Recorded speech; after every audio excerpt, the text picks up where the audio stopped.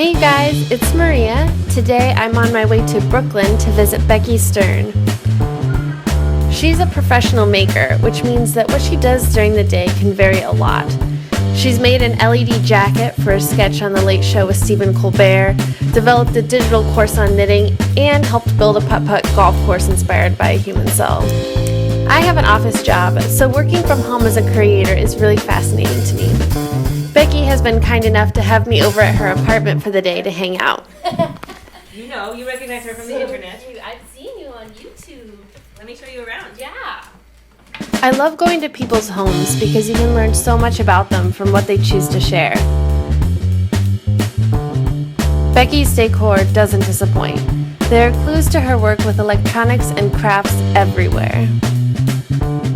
So I recently transformed my space. The dining room has stayed, but I switched the living room and the workspace so that my workspace is now in this big room, and then there's a chill spot in the bedroom. So it's like lounge, work versus like having to walk through a door to do different work tasks. Okay. So let's head over there and then we'll come back here and chill. Sounds good.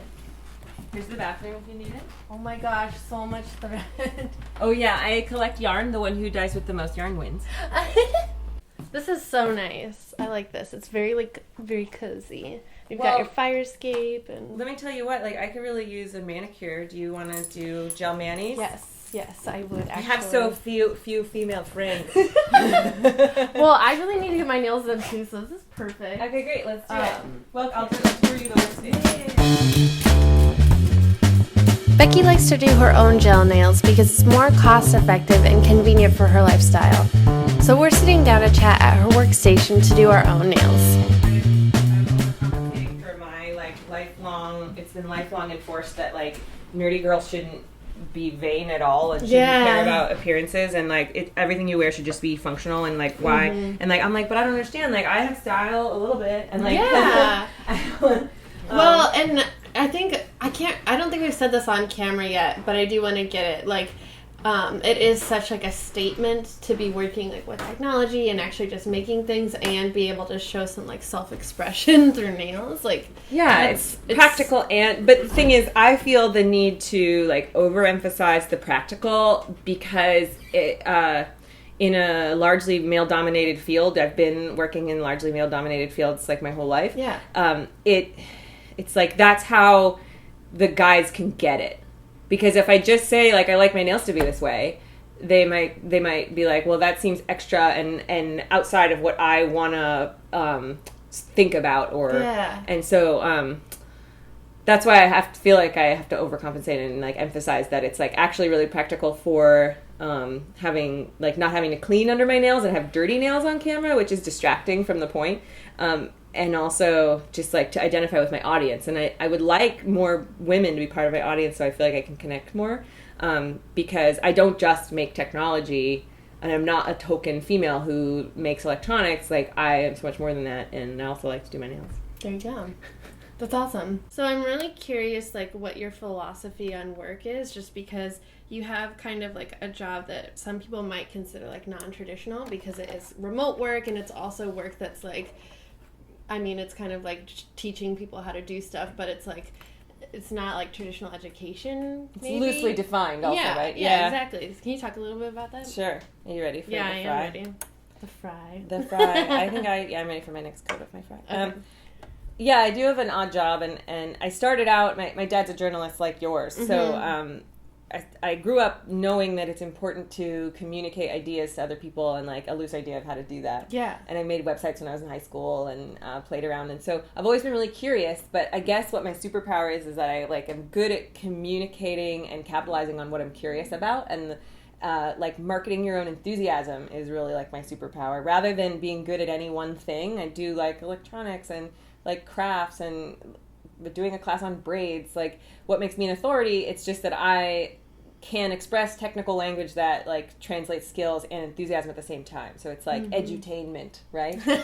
That is a fun term. I didn't make it up, but it's that's what it is. It's captivating an audience. So anytime I'm curious about a new thing, I've managed to be able to work that into my job somehow. And I feel that's pretty cool. If you have a job you don't like that much, you will go far and get promoted and find better opportunities if you're able to bring your passion into what your job. Even if you're washing dishes, maybe you're singing and somebody hears you sing, or you know, like if you're passionate and hardworking, opportunities do come to you, even if you're in a job that you don't love, because if you have a positive attitude, it goes really far. Yeah. But yeah, I do a weird job, and I only got my current... I didn't mean it to come off as like it's a weird job, but I feel like I like that it's weird. I've always prided myself on being weird. I've always been an outcast, and like to get mainstream approval is like not something I look for. I look for the approval of the weirdos. Yeah, exactly. I would like to reach the farthest weirdo on the internet. I totally respect that, and I feel like a lot of people who might watch this video too maybe have some of those more like traditional jobs or in school for maybe those more like traditional paths, and so it's really interesting to kind of like hear that perspective. Well, at a certain point, if you're like in computer science or whatever, and you're working for a firm and you're doing computer science, you the person who's going to advance in that, like you're in a team of all competent computer programmers. Yep. The people who are going to succeed or advance or get up with other opportunities, they bring something else to the table. They're also really good at communication. Yeah, everyone is good. Everyone's a good coder. Everyone's a good communicator. Yeah. So it's about those extra passions and skills that you bring to the table that differentiate you from the other people who do the same thing as you. Because I'm not really like an expert in the activities that I teach. I just am better at communicating the nuances of learning them, maybe, than your average expert in that field. And so, have you always felt that way? Is this something that you're realizing now with like hindsight? Now that you've kind of had some success, I have a story I could tell you that highlights it quite well. Actually, okay, yeah. So I knew that. So I call it being a know-it-all, right? I'm total know-it-all, proud know-it-all. Please, like, allow me to explain this to you. Well, it's fun to explain something that you know. It makes you like feel good to be able to like teach. Yeah, and I like to share my curiosity, and I also like to hear myself talk. So, a story when I was a kid. Okay, so I was in art class in maybe like 3rd grade, so really little, and we were doing origami for the first time. Yep. And it was. I feel like everyone did that. Yeah, it's a great inexpensive activity for a whole room of students to do because you just need a square piece of paper, and we had like instruction sets on each little group of tables. I finished my origami bird or whatever, and it was great. And it turned out awesome. I'm a fast learner, so I've known that about myself for a long time. But what happened was I finished mine, I made another one. I'm sitting there, and my art teacher is struggling to keep everyone in the class together. Mm-hmm. And she deputizes me. Becky, could you go help so-and-so with their origami? Mm-hmm. And I'd be like, sure, I'm happy to. And I go over, and everybody else's origami is all a crumpled piece of paper that, like, they've been struggling. And then, but I was excited to help until the first person I tried to help, like, didn't want my help, was, like, resentful. Oh, you're so much better than me. And it's because the teacher's in this level of authority, but I'm a peer. And I was like, oh, I'm a know-it-all. And that was the first time I ever knew it. And I was like, this is going to be a thing in my life. Like, I've got to manage this communication better so that I don't ostracize this person. Yeah, so how do you make the person feel like it's okay that you are struggling with this? Like, I'm not trying to come across as right, and like, look, the teacher's asking me to help you, but you're trying to communicate that, like, I can help you and you can do this, almost like encouragement. And I'm not being condescending about it, or like I'm not better than you. Yeah. And so making stuff online, you can really shape the way your message comes across. And also, like, people search for stuff. So on the internet, usually when people are watching your stuff, it's because they searched for something and they found you. And so they want your help and expertise. They're versus already, your teacher asking you to help a classmate who definitely doesn't want your help. So that I love about the internet. People will search specifically for my know-it-all. How are your nails? They're good. I only finished the one hand because I did a lot of talking. We decided to take a break from doing our nails and have a glass of Becky's favorite drink, iced orientated coffee. Living room. So it's been really fun to talk about kind of like the professional work and professional projects that you do. Like, what do you do on your nights and weekends? My nights and weekends are just as much working as yours are. Yeah. And it's always about working on your passion projects. So do you think you're going to get on this motorcycle with me later? Yeah, absolutely. You've been on a motorcycle before. Yeah, my dad actually has had lots of motorcycles, and I've ridden on them, but that was always in, like, Indiana, like through cornfields. So riding a motorcycle in New York City is probably going to be a little bit of a different experience, but I am super excited. It's a lot less scary as a passenger than it is as a driver, but it's still, I think you let me know if you're scared, because we will do this thing where we can talk on the headsets. Cool. So you can tell me what your comfort level is. Awesome. I'm a very cautious rider. I don't ride because I find like dangerous things exhilarating. Yeah. I just like the breeze and the the machine itself and experiencing that new level of freedom. But I will keep you as safe as I can, and we'll go nice and slow. Sounds fun. Yeah. Was that true? I don't want to make it. Yeah. Okay, cool. I don't want to tell you anything that's not true. Okay. I want to keep it true. I might just... To close out our afternoon, Becky took me out to her 1975 Honda motorcycle to take a ride around Brooklyn.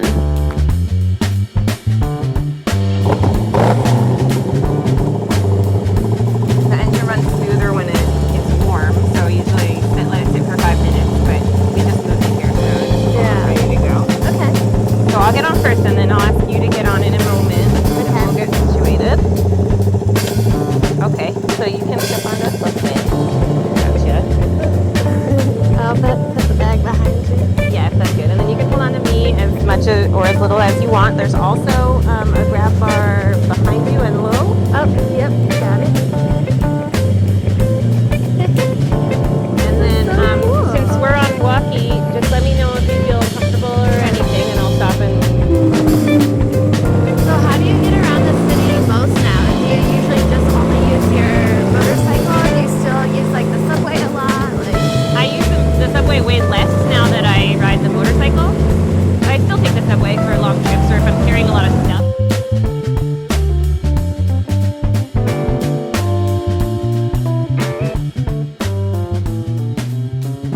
So I'm going to drop you off here. Alright. And then you know how to get back on the train. Yeah, thank you. So I'm gonna have some serious Hair, but your skin looks fine. You don't have any helmet lines. awesome. Okay, we'll do another hug with the no helmet. Bye. New York can be a tough place to live, but the people I've met make it my favorite city in the world. I had a blast hanging out with Becky and hearing her thoughts and taking a ride on her vintage motorcycle. Thank you so much for watching. If you haven't subscribed already, you should. I post new videos every single weekday, and please be sure to head over to Becky's channel, linked in the cards and down below, to check out her channel and her upcoming course on braiding. Thank you so much for watching, and I'll see you tomorrow.